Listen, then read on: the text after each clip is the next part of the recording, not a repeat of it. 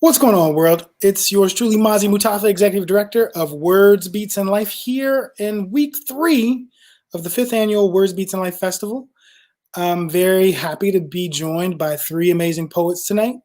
We're going to talk a little bit about the life of a poet and the ways in which these poets are using their skills as writers beyond open mics.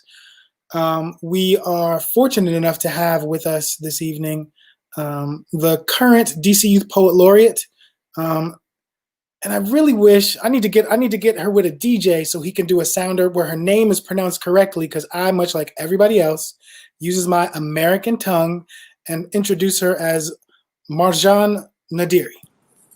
Hello, yes, Marjan Naderi. What's going on? How are you? Very well, very well. Thanks so much for joining us from the Thomas Jefferson Library, wherever on planet Earth that is. At the University of Virginia. Oh, that's what's up. Yeah. All right. Well, coming next to the stage, we have a brother who is looking very studious. He is the head. I love that I can see people backstage before they get brought on. He's the head of an amazing organization based in Prince George's County called Dialect Prince George's. He was also name checked on day 1 of this week's Like a Boss Symposium as one of the founding members of the PoemCs, Mr. Patrick Washington, also known as Black Picasso. Who's that? Who's that? I don't know that guy. I never heard of him. Never heard of him. I can tell. He usually wears fewer collars. Coming last to the stage is one of my dear friends, one of my mentors, one of the people who make sure that the check is cut on time, because she's about that business. And so we're going to talk a little about business with our good friend Raquel Brown. You better know it. Hey, y'all. What up? Hey. What's up, Marjan? Hello. So, thank you all for joining us tonight. You all are part of the Words, Beats, and Life family. But more important than that, you're part of the global spoken word poetry movement that's been going on for quite some time. And each of you bring your own sense of flair to that community. So maybe we could just start off real quick with just a quick introduction of who you are. I said your names, but who are you, where you're from, and maybe how long you can remember that you've been writing poetry. And since you gave us the first sound check, why don't we start with you, Ms. Rob Brown? Okay. My name is Raquel Rob Brown. Hi world. Hey young world. Okay. I have been writing since I was 13. You'd like to know how long that is, wouldn't you? Okay. Yeah, figure out, do the math. That is 37 years. That's how long I've been writing. And I started off writing that young as a result of moving this way. That's right. Moving this way from Philadelphia, because that's where I'm originally from, and kind of not wanting to do that as a young person, kind of getting, just starting high school there, getting into, what Philly's all about for me as a teenager. And so I had a really difficult time moving this way. And so I started writing to, kind of get my frustrations on paper, because I couldn't curse my parents out. So that's how that goes. But yeah, but I'm happy to be here. Part of Words, Beats, and Life now for some time. I don't even know how many years, Mazi, at this point. And I've been doing my thing for a long time, from hosting open mics to performances to writing for others. And yeah, that's me. Hey. Who's going next? All right, I'll go. So hello, my name is Marjan Naderi. I am currently 18 years old, and I've been writing since I was 14. My first poem was way back for the Muslim Interscholastic Tournament, and my teacher encouraged me to sign up because good educators push their students to do great things. And I was not at all into poetry, but I was very much so a dramatic child, and I loved attention. And so I said, if I could write the best thing that could bring me attention, I will be content. And the first time it didn't go so well, but then I realized I actually love the art of this writing. And over the next few months, I started really going at it, and people were appreciating my work and saying that it was a part of their own journey to becoming and understanding the world. And so that was motivation enough for me to continue to feel like I'm a servant to the people. So I just latched onto it, and now I am here, and I've loved the people and relationships I've made, like Raquel Brown. I love the space. I love the organic scene, the honest scene. There's very, very little people and opportunities for this kind of energy and love to manifest just through simple art and honesty. So I love what I do, and I hope I continue to do so. And thank you for having me. I will pass the mic now to Patrick Washington. Word. That's what I like. So first off, let me just say that I am envious of Marjan, because I did not discover my poetic voice until later, much later. And so, like, I feel like you are so incredible and talented. Like, I can say honestly that where you are now is like where I was at 28, because I didn't become a poet until I was like 24, 25. I was an MC. Like, my beginnings was like, as an MC, I was like, oh yeah, I'm gonna be a rapper, mom, and mom be like, go outside, and cut the grass, So I had that type of, the hip hop, was in my spirit. I was breakdancing and b-boying and all that stuff, and doing little graffiti tags, but I hadn't really found my voice until much later. And at some point I began writing poetry about hip hop, and then that's when people started to respond at this little space called It's Your Mug. And then once I went there and then started spitting, I was like, oh, wait a minute, I'm onto something. So I am that. So that's when I started. I started very, very late into my poetry career, but I feel that I wouldn't change it I wouldn't change anything. It happened for a reason, and I'm very blessed to be where I am now. Patrick, you bring up a great segue, which is about the role of your parents in either supporting or discouraging or being the subject matter of your work. I wonder what role family played in each of your own journeys as writers. I'll you want to start? You go ahead. No, go ahead. All right. I remember a story. Okay, so I was very quiet and withdrawn and reserved as a kid in high school. Wasn't very outgoing, and I did a lot of daydreaming. I wrote a lot of stories, and one day, and I didn't think anything was ever going to come of it. One day I was at school, and the principal came over the loudspeaker and called for me. He said, Patrick Washington, come to the office. I went to the office, and both of my parents were there in the office. I was like, what the is going on? So they didn't say anything to me. They got in the car with me and drove me back home. And I'm like, yo, what's going on? I was like, did somebody die? That's my first thought. Oh my God, something terrible happened. We get in the house and they sit me down on the sofa, and then they pull out, they go and pull out my journals and my papers, and they throw this down and say, is this true? And I was like, what are you talking about? And then apparently I had written a short story, and I think I probably shared it with my cousin or something, and maybe my cousin passed it on. But it was a story of a young man who had, fallen in with drugs and was having, some personal problems. He had gotten his girl pregnant, and and he had caught his father cheating on his mother. It was a whole like saga I had written, but it was all up here. I had, and I didn't even think anything of it. But my parents were like, and of course, mom was looking at the side eye of my dad, like, yo, so I had started all kinds of issues. At that point, I had to, once everything was cleared up, my parents were like, yo, you are talented. You know what I mean? And then they began to really try to cultivate that at home after that point. Yo, that's a dope story. So, you know, it's funny and all of that. I received it all. I'm glad I let you get to the end. I all sat here thinking was, oh, his cousin's a snitch. That's funny. No, that's a great story. That's pretty dope, though. Gosh, all that was going on in your head. How old were you? I was 16. I was 16 at the time. I was like a sophomore in high school.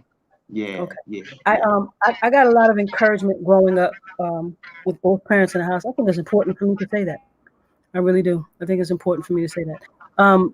My father was a big Raquel fan, like a huge Raquel fan of everything I did. That girl can sing. That girl can everything I did. You know what I mean? When guests would come over and I would sing upstairs and they say, "Is that Raquel?" And my parents acted like it was just an everyday thing. Like, yeah, she does that all the time. You know what I'm saying? Free shows and everything. But my father was always big on, "You're one dynamite sister. Look at you. You wear your hair natural. You know what I'm saying? You speak well." Like this. That's how my father talked to me young. And so I kind of grew into this teenage girl looking at young men like, my father don't talk. You know what I mean? So when it came to writing, and sharing those things with my parents, there was always encouragement from them both. "Oh, that's pretty clever, Raquel," or, "Huh, okay, that's how you put that together." Especially depending on the subject. When I found out my cousin, who's the same age I am, we grew up as sisters. When I found out she was pregnant at 16, I remember writing about that and how the family responded to it, and I shared that with my parents.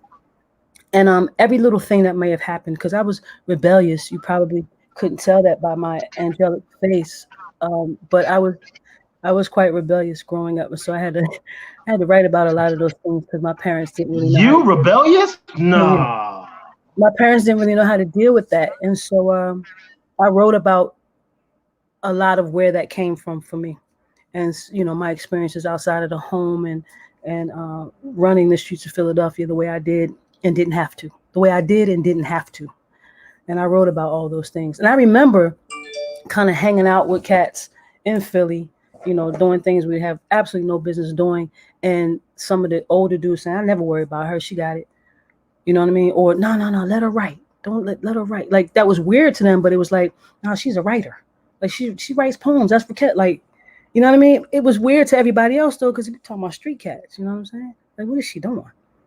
You know what I mean? And the dude who ran things, so to speak, be like, man, leave her alone. She, so it's, I got encouragement all the way across the board in a lot of cases. Poetry got me out of a lot of things, too. I remember showing up on a block that wasn't my own. Somebody asked me why I was there, and through my stuttering and stammering, attempting to explain why I was there, I was like, "Well, what do you do?" I'm like, "Poetry." "Spit something. Straight up." Bunch of cats like, "Just spit. You a poet? Spit something." Surrounded by a bunch of dudes. And I'm like, okay. And I spit something. They was like, "Oh man, she all right." So that was, it's always been an encouraging thing, and it quite literally has saved my life. Marjan. I love to see stories of great people and good people surrounded by love. You really do see how far it takes the one sharing or offering of honesty through yourself to others. It takes people so far. It takes people so far. My situation with my parents are one to tell. Is one to tell. I actually, the first relationship my parents had was with poetry, was when it was on my paper. And so they were the first thing I wrote about. They were the first things I wrote about and the last things I write about and the only thing I write about sometimes. And a lot of that is like the child in me that felt like wasn't getting the justice that she needed. But the paper always served a home for me to find that justice again. If it's on paper, it exists. If it's on paper, it's real. If it's on paper, like, I deserve to have something. That kind of acted as my secure base throughout high school and like getting past. And so like poetry kind of became my parent before I acknowledged my parents' relationship with like the artwork. As for artwork, I feel like poetry has also taught me to appreciate my parents, because when you're out here spitting flames, sometimes it's cool to just like cool yourself down and write a love poem as well for them. And in that, you're opening like the archive library in your mind and like seeking different moments, or like, yeah, so maybe my dad did do that one time, that one thing, but he also lent me his shoes that one summer when it was really hot and I broke both of my slippers, like, or like, yeah, my mom made me feel this way today because she had some kind of anger thing. But I remember that one time where she would make me like my favorite rice when I would come home from school. And so it's really taught me like the duality of love, and also like the presence of my space in love and with people. See, I love her. I absolutely love her. As much as I love that, and I love the white too going on right here, Patrick. I just wanted to make mention of that. Very distinguished insight and everything. I'm really gonna need all y'all people looking at Patrick on the internet to stop telling him that that's gray. Patrick's hair is blonde. That's a golden beard, my friend.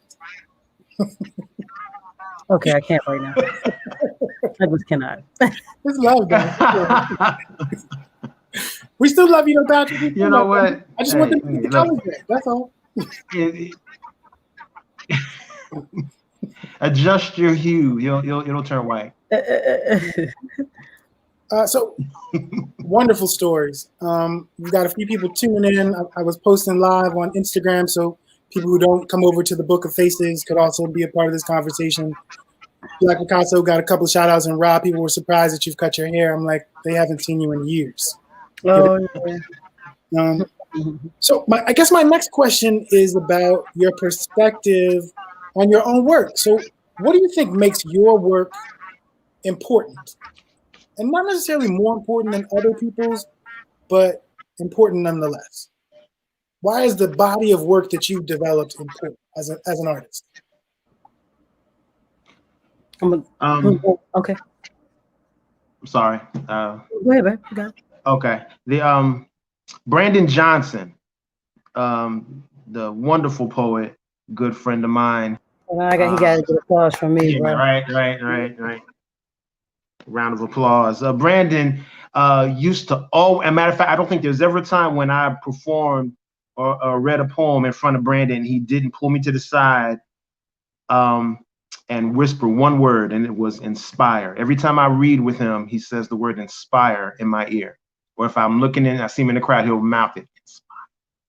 And I think because he picked up on my strength a long time ago, and that's basically it. My ability to,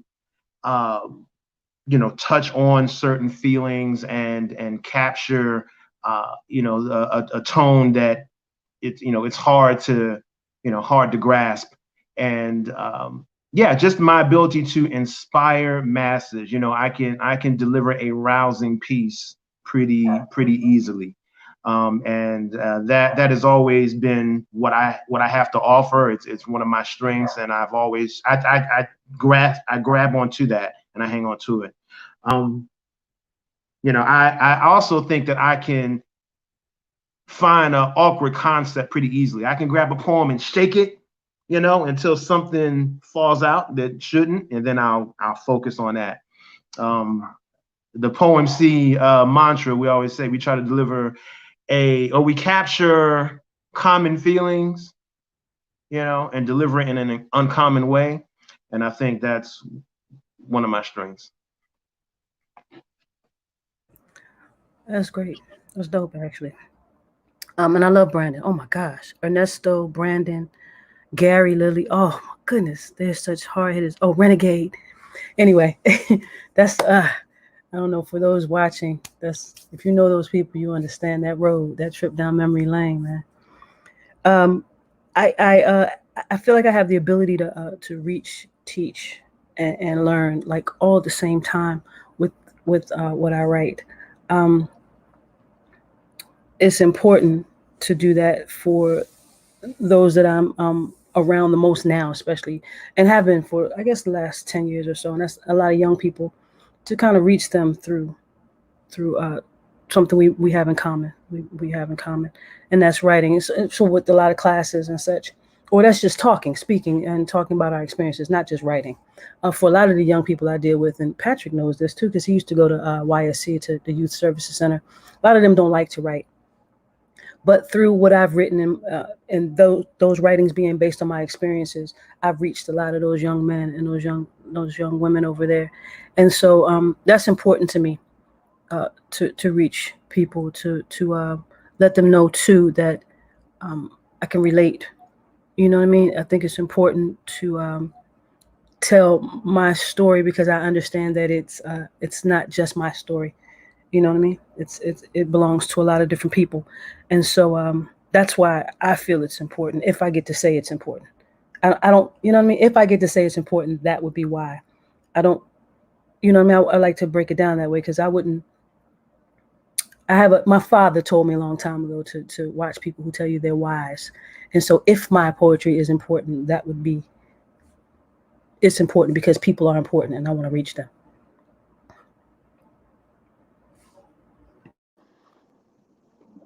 I have noticed that with my poems, they get really ugly. They get really raw, and it's because of how extreme my head gets. So I'm either very, very, very, very dope and like on top of the world, or I'm very, very, very on the other side. Um, and both of those extremes have a lot of substance to like throw on a paper, especially for other people to absorb. But with that, I've been able to maneuver these poems with more delicacy, because I recognize like the nuance and like the flavor that comes with every sentence, with every word that is 10 syllables or 9, like it comes together. And I've used that to really work with poems that are more from a person's point of view rather than like the general or vast. And so that's me doing a lot of role playing, but also a lot of building on empathy. And when I work with my students, that's my biggest key. I want to teach people skills of empathy, and I found that my poetry is a medium to do so. And then to introduce that alongside high expectations of empathy in a space. I've definitely seen people change before me. And so I hope that I continuously carry that weight with my work, praying that it reaches people beyond just a superficial realm of connection and speech. Well, actually, let's build on what you just said, Marjan. Let's come back to you with this question, because I just discovered that you are now teaching. And so I wonder, how do you think that teaching poetry has impacted what you actually write? And that's a question for all of you, because all of you are teachers. So I actually was thinking about this today, because I was teaching middle school today, over online, of course, just because of COVID. And we were doing this poem, like the recipe to blank, like your recipe. Like if you wanted someone to cook you or bake you, like what would you be? And I recognize how simple this language is that spills from the mouths of young people. It's simple and it's honest and it's bare, and it's in its most potent form of feeling and expression. And I've recognized that seep into my work. It's much more free flowing. It's become play. I'm thinking a lot about the element of play in people's lives and how critical it is for our own development as people to let loose and wind down in a manner that's continuously building on skills and qualities within us. And play is so wonderful. And so working back with young people again has really introduced the art of play into writing and into the vessel that opens people to being vulnerable.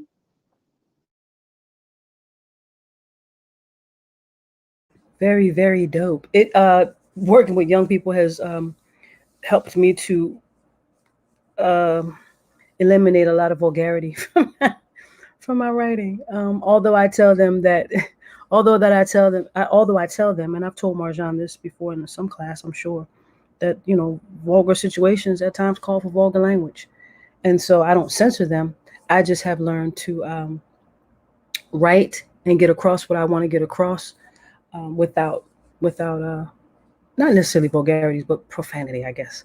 So that's my writing has changed a little where that's concerned. Because these days, if I found myself reciting anything, it's this platform, and there are young people. So if I'm reading something that I've already written, then I have to censor myself while I'm reading it. So I decided just to start writing things without having to censor myself, because I don't want to censor anybody else, and I definitely don't want to be censored. So it's taught me how to do that, kind of change that up a little bit. So, I think, well, what I've learned or what I'm learning is that I need to learn how to hold myself accountable more. It's one thing to sit around and tell somebody, hey, you need to do this, you need to do that, and read to each other. Call your buddy and bounce these ideas off of them. Edit and all that stuff. But I have to do that myself. If I want to be if I call myself a writer, call myself an artist, then I got to go to the woodshed too. Time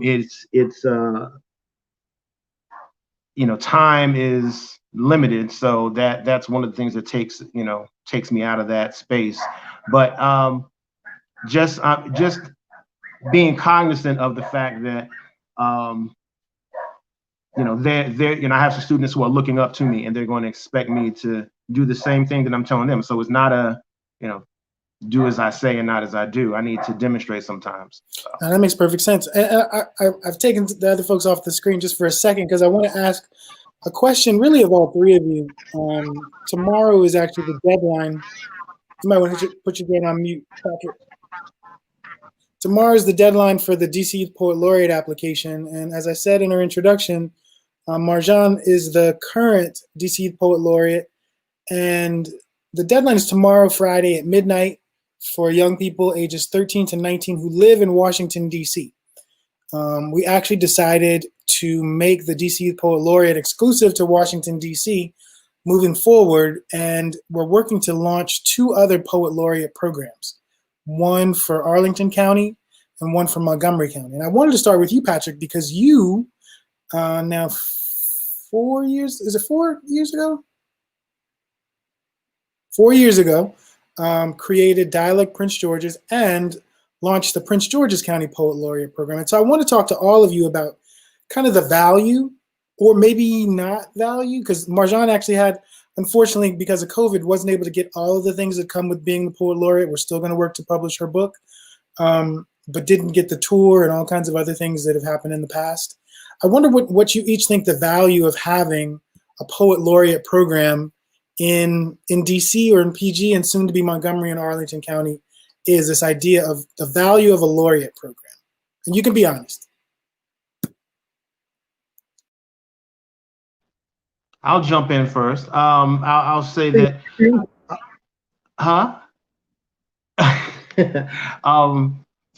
and keeping it a buck, I realize that people get caught up in titles.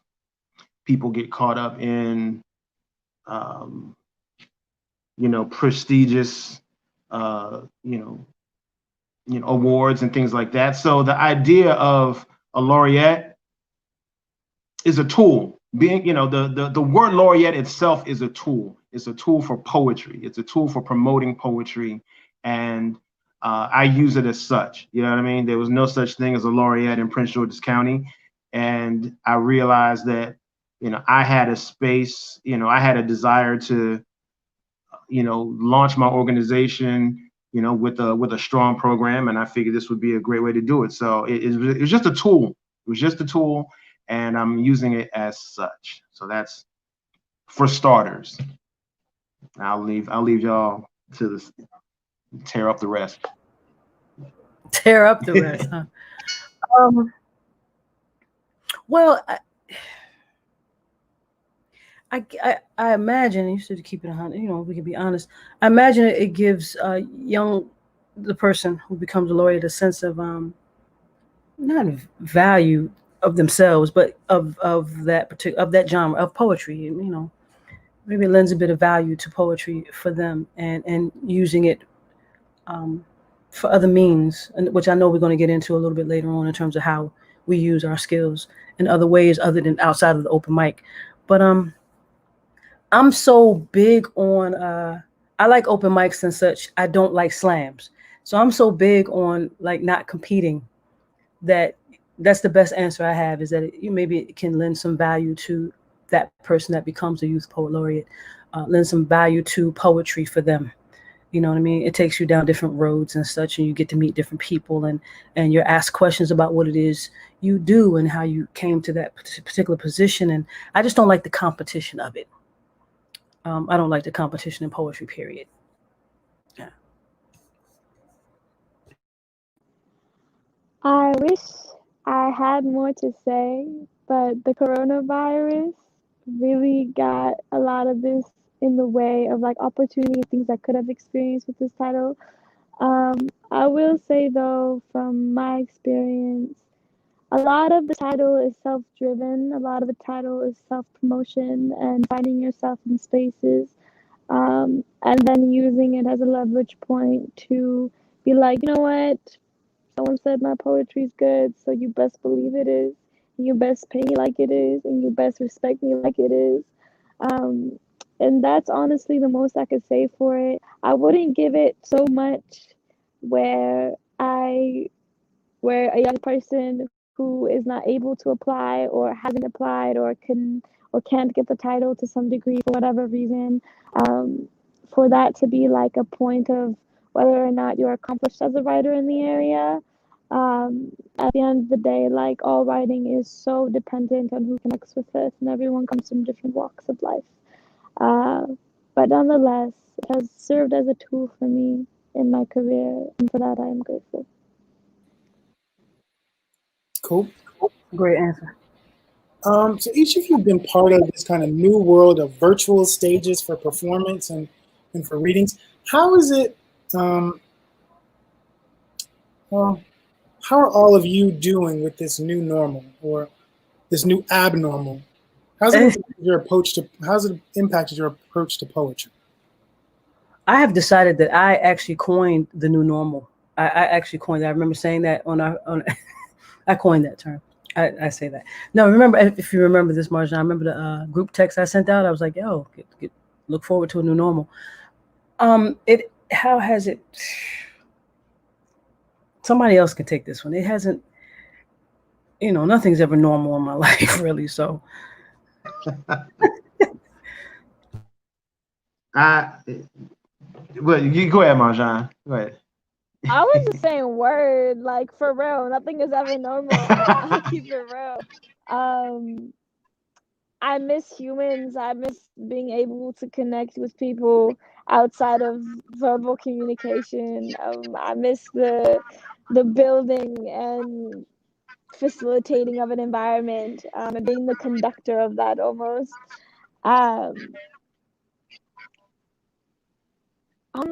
has been interesting. You have to seek like the energy in you to like be able to connect with your participants on screen, but it has been incredibly useful for being in spaces that I want to be in, and so I get to be wherever I'd like to be, my most creative environment, my most healthy and comfortable environment, and lead a space from there. So it can also play as a leverage point when you learn how to take care of yourself and you know what environment is best for you, and you could actually perform better or be a better educator in that degree once you get like the ins and outs of self-discipline and addressing things.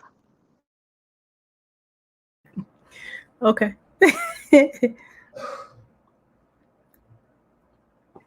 What you got, Mazi? What's next? Oh well. Patrick. Okay. I'll just say real quick. I've yet to find my stride. I'm very awkward in this new normal. I am learning how to, as far as presentation and this whole thing right here. You know what I mean? Like, I never wanted to be in this box, but I'm getting better about it, presentation wise. Creatively, I think I've been pretty fluid because I've always been able to kind of like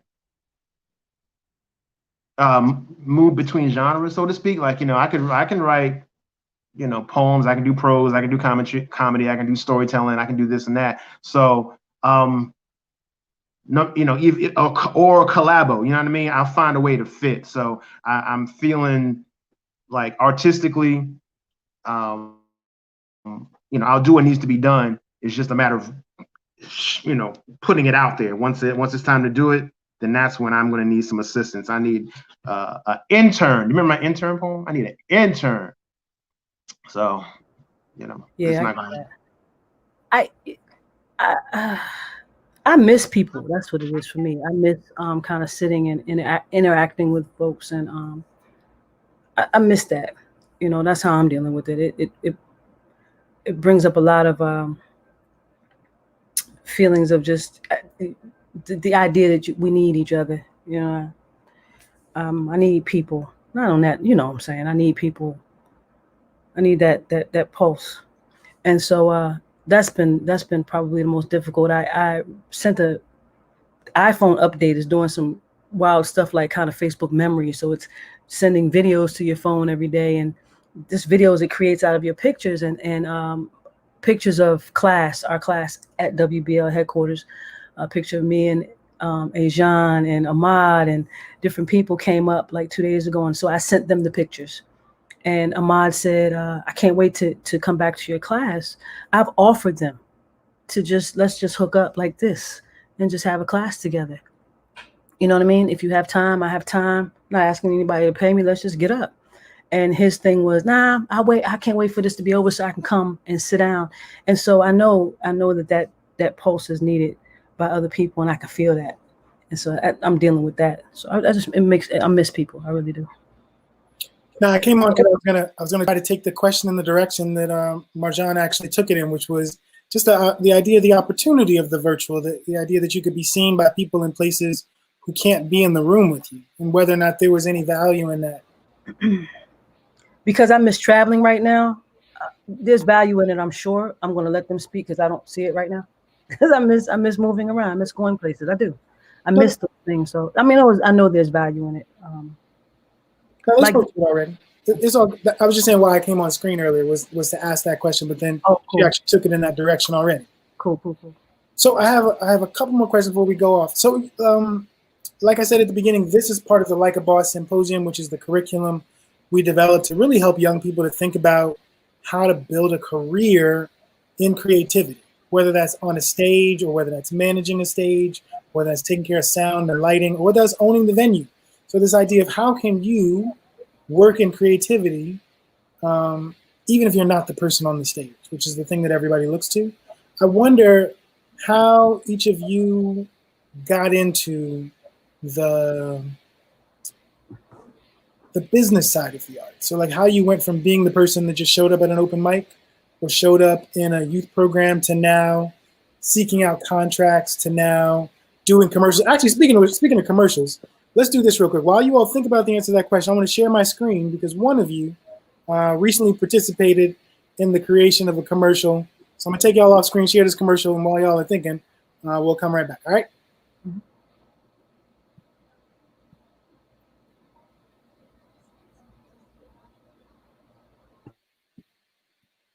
And this is the first time I'm trying to take people off screen while I'm doing this. Can I do it? Yes, I can. Yes, I can.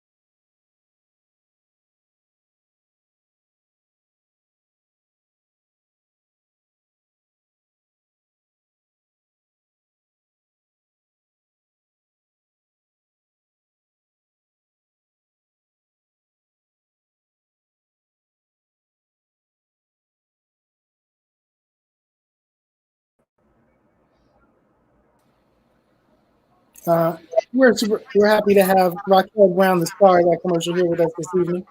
But the question was about how it is that you all have moved into the business of the arts and not just the stage. Could you hear that? I couldn't hear that commercial. Oh, y'all didn't hear the audio? Mm-mm.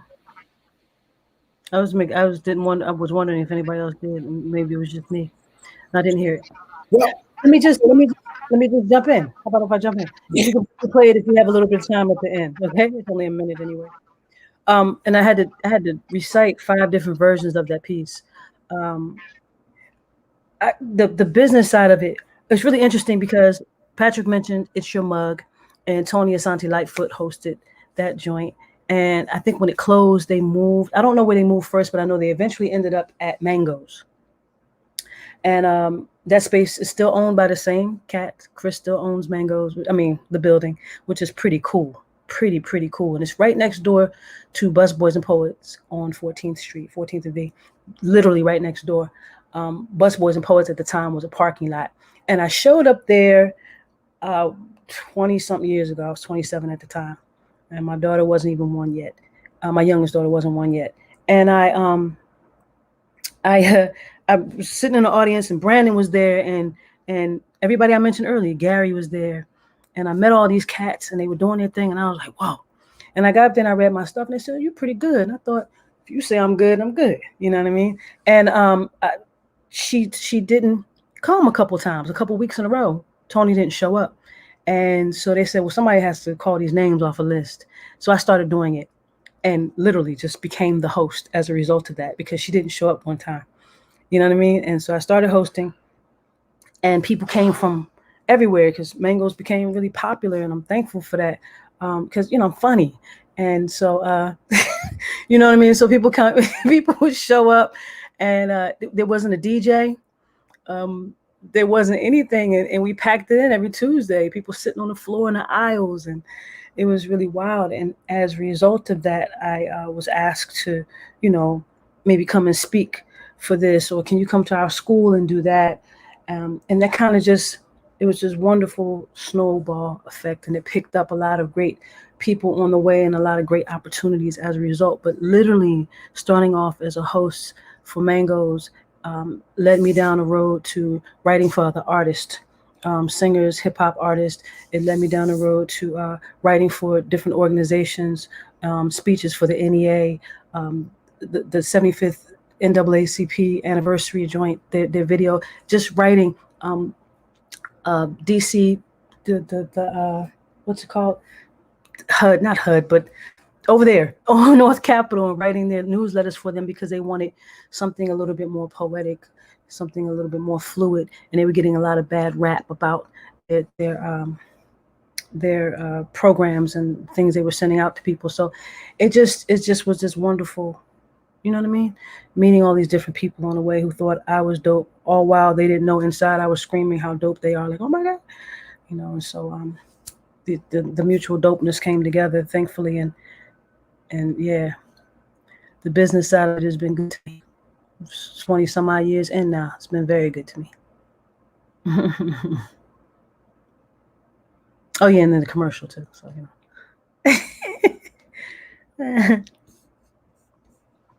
Next. I'll jump in. I've always been a hired gun. That was my initial my initial exposure to this whole process. Okay, you're a pretty good poet. Hey, I need you to come out and perform for these kids. That was my thing. Especially, think about 20 years ago, it was all about, the various angles of hip hop. So, I was hot-ish back then, so I was doing all of the, schools. I was, basically a contract killer, man. I would go, any organization, if they needed you, they needed a poet to talk to the kids, I was the one. And then of course, don't let me get my partner DP in the mix, then, we're just going to take over. So after a while of doing that, for about 10 years, it became,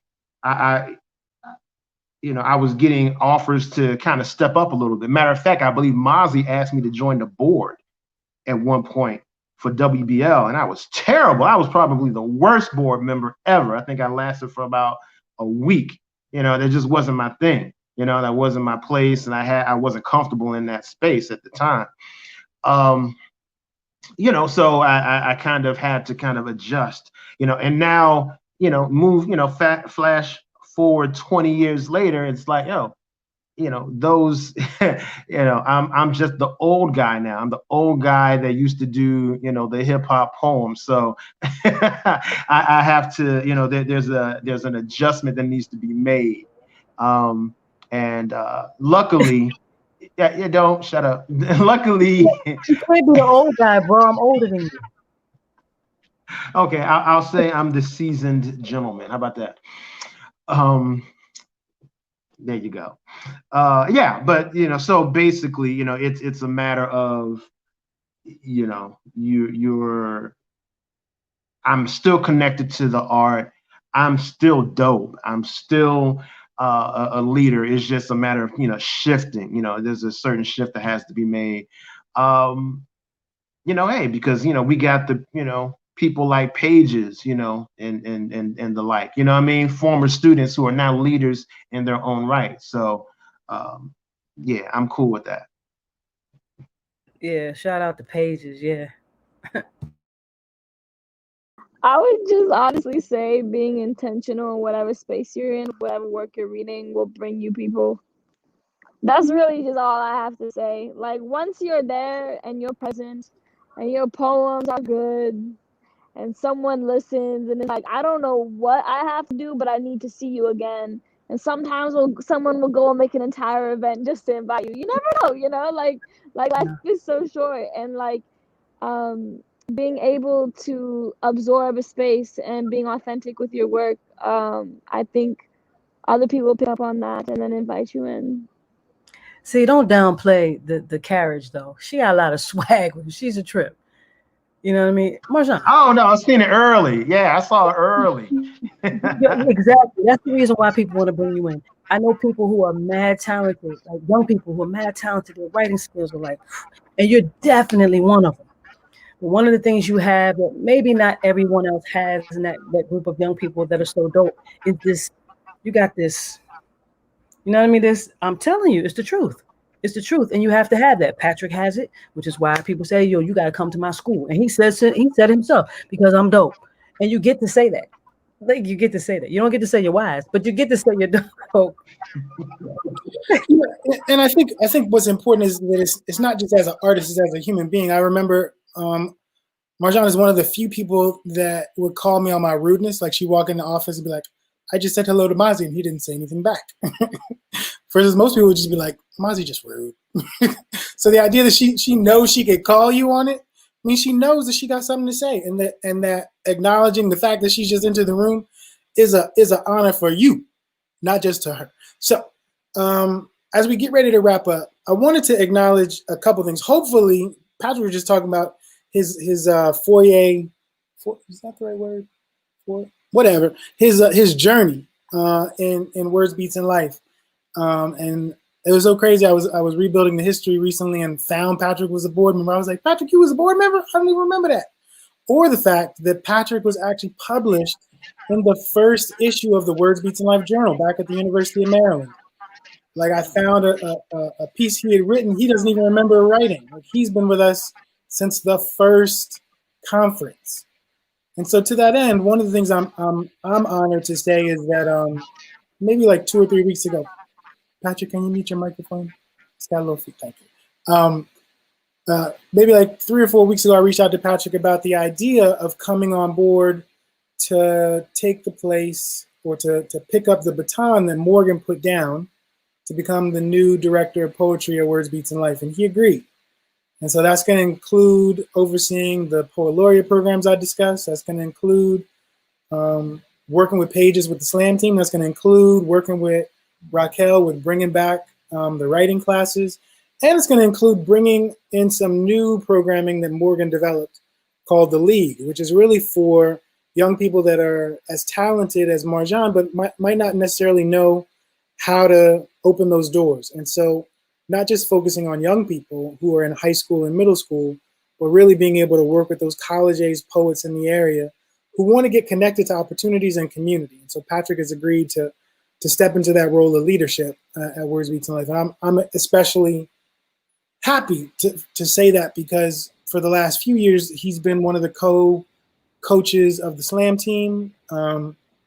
Speaking of which, Patrick, I really think you need to do a full year's tour with the alias of the Hired Gun. That should be your alias for 1 year, bro. I like that. And so to that end, I just kind of wonder about the projects each of you is working on, let's say over the next 2 to 3 years. We all know that COVID is a real thing. We all know that all of you are going to survive it and thrive through it. So what are the kind of things that you're laying the foundation for now that you're going to be able to collect the fruit from over the course of the next couple of years?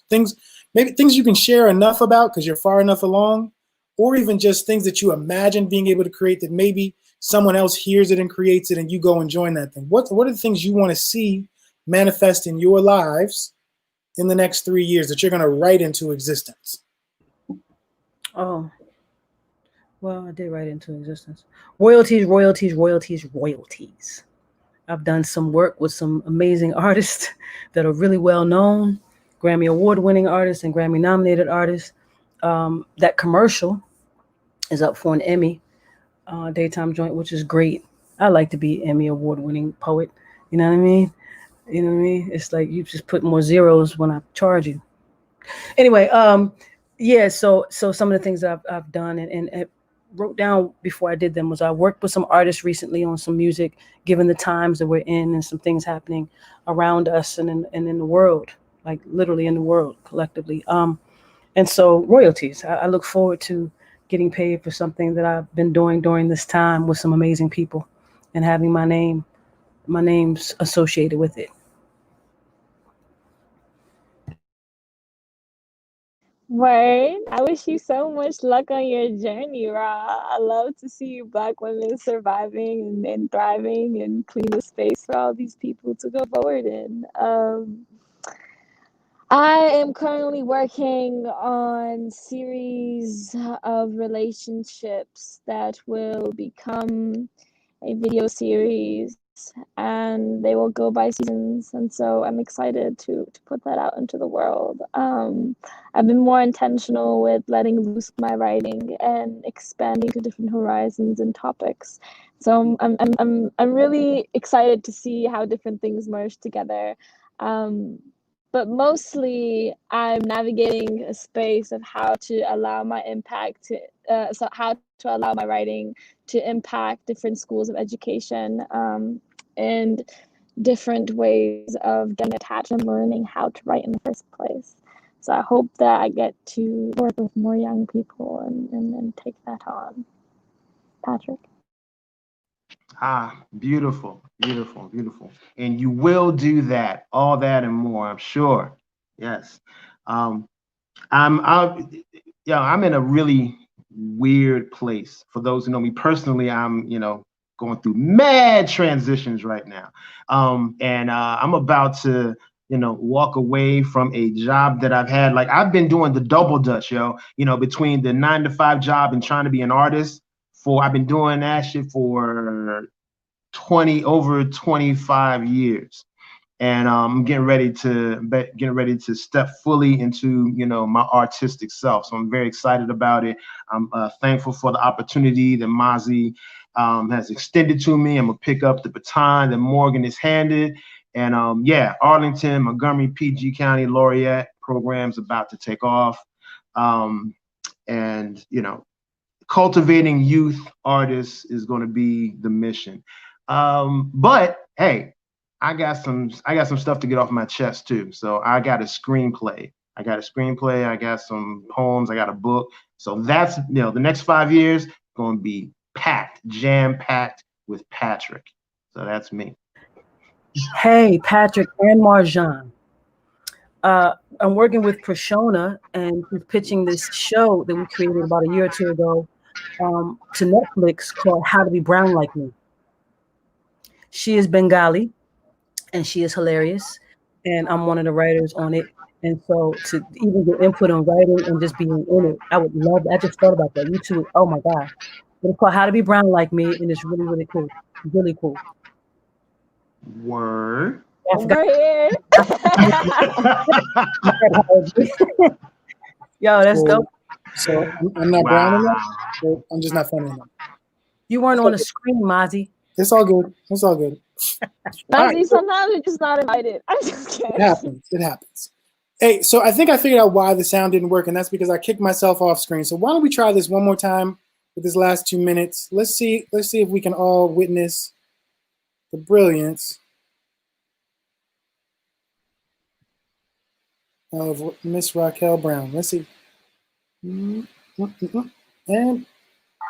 we all have a story. Can we all hear? Passing by, like video slides, the changes, the challenges, the day to day. And 7 is on your side, fighting for those who feel their voices on mute. This is who we are. This is what we do. We are there from community to community, communicating for those seeking justice, those that may not have the gloves to fight for themselves, connecting over colored lines. 7 on your side of the city. From Virginia to Maryland, Maryland to DC, connecting the DMV. Stories from murals to monuments. We're your home base. 7 on your side, going to bat to make sure you're safe. Championing to make sure you're informed. We are here sharing the stories that make the DMV community. To be the side you rely on to sleep better at night and rise to the day with truth. Because we know and understand that there's already enough for you to do. And through the changes and challenges, we are with you. By your side and on your side, making a difference, one story at a time.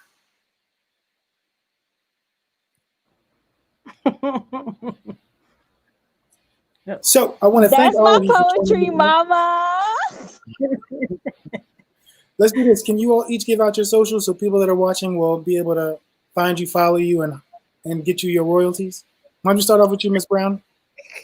Radigya, that's Radigya on Instagram, and Raquel Rob Brown on Facebook. And I don't know my Twitter stuff. My assistant had that type stuff. I don't know it. So that's Instagram and Facebook, though. Thank you. Word. My name is Marjan X Poetry, except for the A that you see here is double, so MarJaaAN X Poetry. Nonetheless, I appreciate y'all having me, and have a blessed rest of your night. Goodbye, y'all. Thank you so much. Word. And mine is Twitter and IG is Dialect PG Poets. Dialect PG Poets. And of course, Black Picasso at Gmail. That's me all day. Thanks so much, Patrick. Peace. All right, everybody. Thanks so much for joining us. Hopefully you decide to share this video of the work of these amazing poets. Stay tuned right now for DJ One Love coming up at 7:05. Peace.